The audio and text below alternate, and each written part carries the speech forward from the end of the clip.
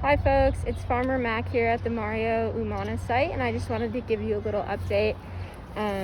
So if you remember from the last video, I had planted out this bed with some herbs because there's some perennials popping up. Unfortunately, there was a pest who kind of pulled the little herb transplants that we had in here out. So there's still the thyme and the rosemary from last year, but I think I know the suspect. I've definitely seen a few bunnies running around here.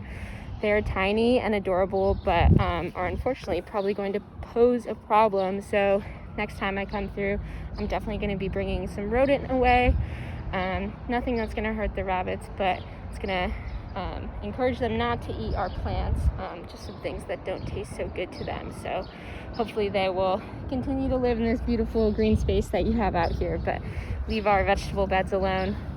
So that was unfortunate, but there are some crops in here that are looking really good. So here are like the little violas that I had planted last week or 2 weeks ago, and then I put in some kohlrabi, some bok choy today. Right here you can see 3 different popsicle sticks, and I planted potatoes at those spots actually, and then I interplanted it with some lettuce along the middle and then also some spinach. So it'll be a while until those potatoes pop up anything from the top and before it gets too big. So in the meantime we can do some spring greens harvesting and growing before they get too big. So that lettuce will be popping up next week, and the spinach is going to continue to grow. So I'm just trying to utilize the space that we have. And then here is the kale from last week. I added a few more kale plants, and I actually put broccoli here at the end. And then you can see the radishes are popping up. I'm going to thin these before I leave.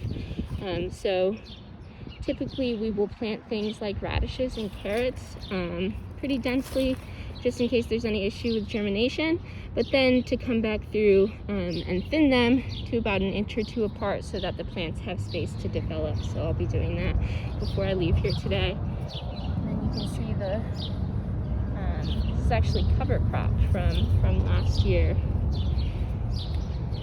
And then over here we have the arugula that I planted, as well as the transplants, so that's looking great. And then there was lettuce mix in here right after that, and some greens.